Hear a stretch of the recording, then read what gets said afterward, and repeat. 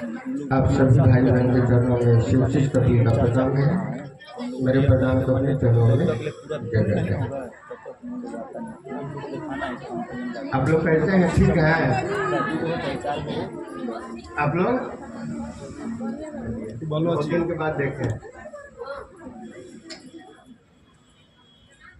देखिए, बात क्या करना, बात तो कुछ भी नहीं करना, बात मात्र इतना ही करना है।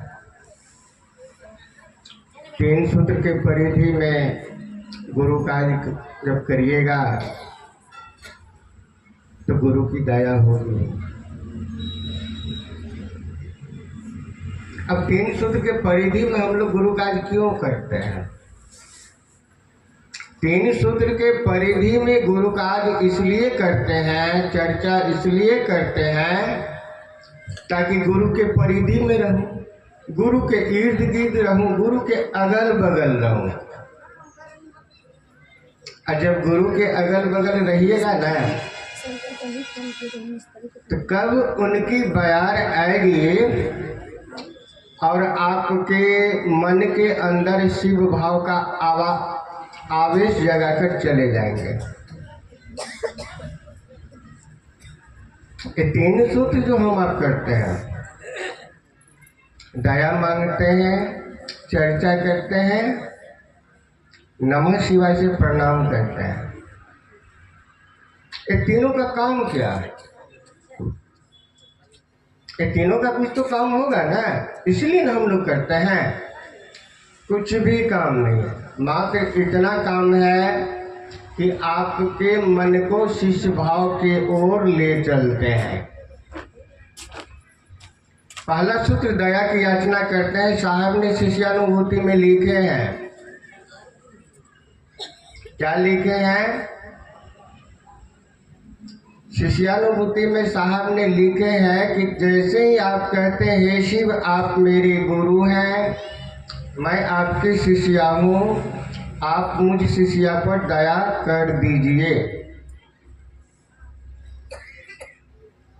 ये क्या है? क्यों दया कोई करेंगे आपके ऊपर? किसी को कहिएगा दया कर दीजिए तो करेंगे क्यों? जब तक उनसे आपको प्यार नहीं हो जाए तब तक वो कुछ नहीं करेगा, नहीं ना? यही बात है नमः शिवाय में, मंत्र में भी यही बात है। आपके पास जो मंत्र मिला है, नमः शिवाय जो मिला है, नमः शिवाय करने से साहब बोले कि संसार के सारे कष्ट का निदान नमः शिवाय में है। हम लोग जब भी साहब से मिलने के लिए गए हैं, कोई अपना समस्या रखे हैं तो साहब एक ही बात बोले कि नमः शिवाय को पढ़ो, नमः शिवाय करो। एक बार किसी को बोला कि नमः शिवाय बढ़ाइए, नमः शिवाय करिए, उन्होंने कहा कि करते हैं। साहब गुस्सा गए। करते हैं मतलब हम देख रहे हैं कि आप नहीं करते हैं और आप कहते करते हैं। अरे मैंने अब बोला, अब से करिए। नमः शिवाय का भी फंडा यही है। और अध्यात्म में कोई भी मंत्र जो है ना, वो 3 कान के खुट्टे पर खड़ा होता है। वह 3 कान क्या है? आप जो मंत्र जपते हैं, दूसरा जो इस मंत्र के देवता है, और तीसरा क्या? जिसने ये मंत्र आपको बताए हैं। ये तीनों आदमी का मन एक निष्ठ होगा तो मंत्र को कहिएगा हाकल गोरी ठोकल जाए चल जगदम्बा 80 कोस, तो 80 कोस पर चला जाएगा। तो तीनों के एक जगह कैसे करें?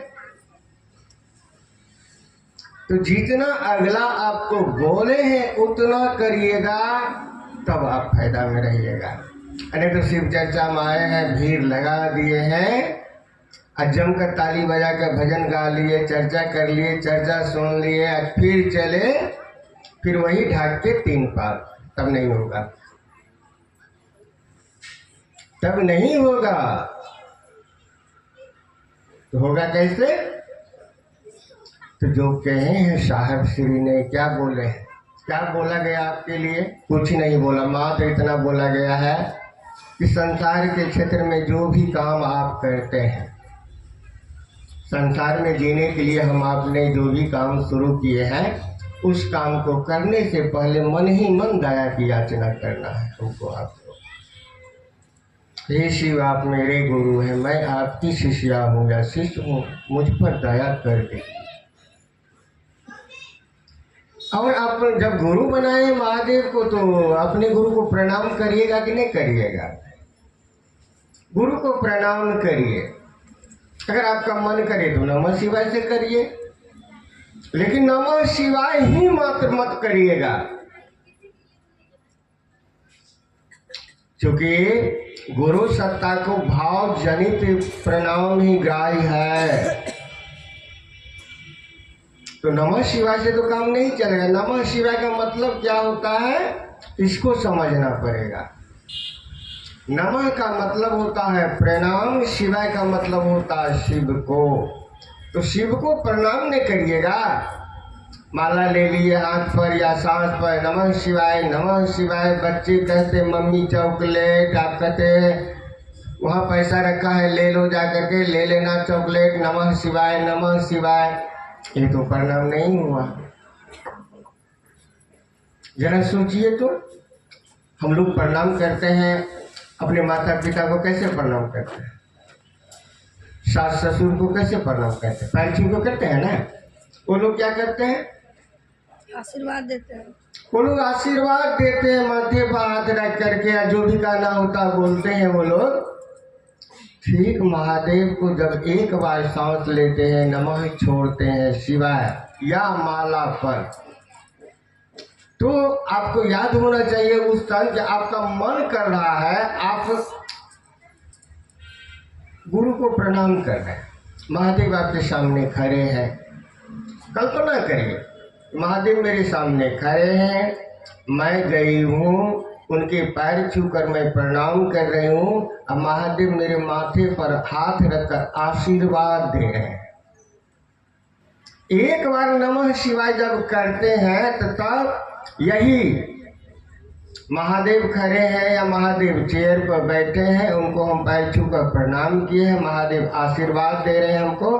फिर दूसरा बार नमः शिवाय, सेम कंडीशन, परिणाम इतना बढ़िया आएगा, इतना बढ़िया आएगा मत पूछिए। ऐसे प्रणाम करने में 25 से 30 मिनट 40 मिनट तक समय लगता है।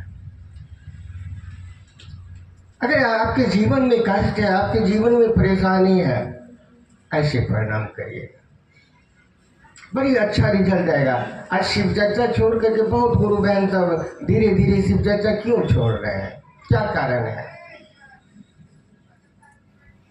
बताया जा रहा है, वो करते नहीं है। इसके परिणाम होता है दिन भर का समय उसका खराब होता है, और गुरु सत्ता उनको परिणाम ठीक ठाक नहीं देते हैं, और तब जाकर अंत में कह दे धूर यहाँ भी कोई फायदा नहीं, चलो क्या जगह शिव चर्चा में कुछ नहीं होता है।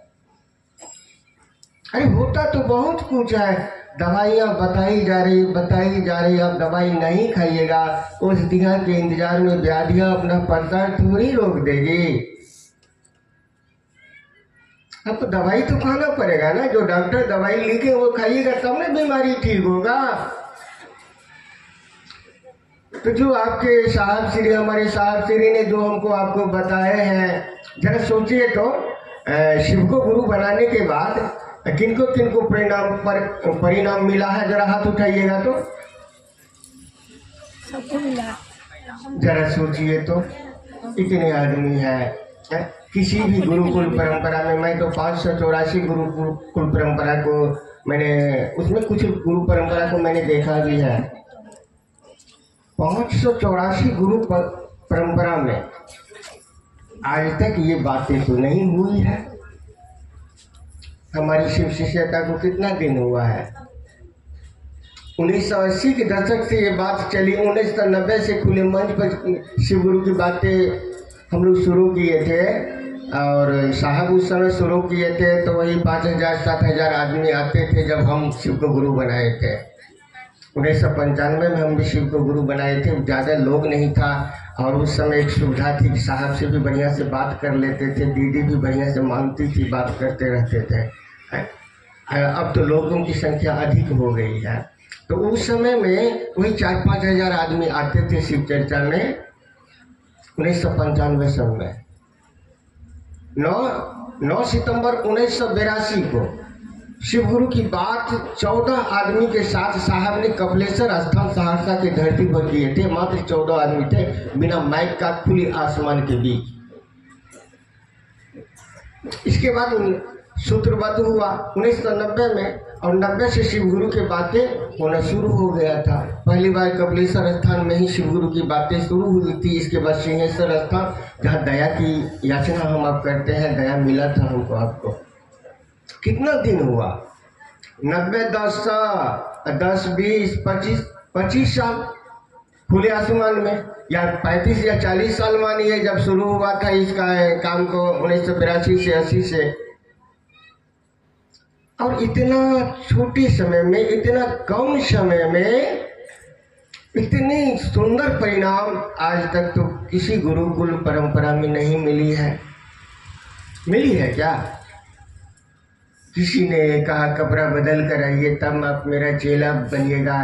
किसी ने कहा कि घर छोड़ कर जाना होगा तब आप चेला बनेंगे। किसी ने कहा कि ये भोजन छोड़ कर आना होगा तब आप चेला बनेंगे। आपके गुरु क्या कहा आपको? हमारे गुरु हमको आपको क्या बोला? कुछ बोला? कहा नहीं बाबू, तुम जो करते हो करो, तुम जो करते हो करो, सिर्फ गुरु की दया के बरसात में जाने का काम तुम करो ना। तुम्हारे गुरु तुम्हारे ऊपर दया खूब करे, इसके लिए कुछ काम करो। तो क्या काम करो? दया मांग कर कोई काम करना, अपने गुरु को प्रणाम करना। ये दया मांगने से, प्रणाम करने से आपके जीवन में परिवर्तन हो रहा है। आपके जीवन और कष्ट में कमी आ रही है, कष्ट परेशानी में कमी आ रही है। तो ये बात दूसरों को बता करके शिव शिष्य बनाओ। बात इतना ही तो कहा है, और क्या कहा? और ये 2 काम जो दया मांगना और प्रणाम करना, ये तो साहब श्री ने बीच में डाल रखे हैं। आपके गुरु तो मात्र इतना ही कहा है कि जाकर लोगों को समझाकर शिव शिष्य बनाओ, जाकर लोगों को समझाकर शिव शिष्य बनाओ। और शिव शिष्य बनाओगे ना तो फिर देखना तुम्हारे जीवन के कल्याण कैसे होता है। अभी भी कुछ गुरु बहन लोग हैं जो घोषणा कर रही है। हम प्लांट में भी बैठे हैं, वहाँ कर भैया इतना नाम की घोषणा करिए। अब घोषणा करते हैं हम लोग। मोबाइल अभी कनेक्ट है, 10-20 तो गुरु भाई बहन साथ में है। तो करिएगा तो आप ही को न फायदा होगा। क्या करना है? कुछ नहीं करना है आपको। कोई कुछ छोड़ने के लिए थोड़ी कहा गया, कुछ बदलने के लिए थोड़ी कहा गया है।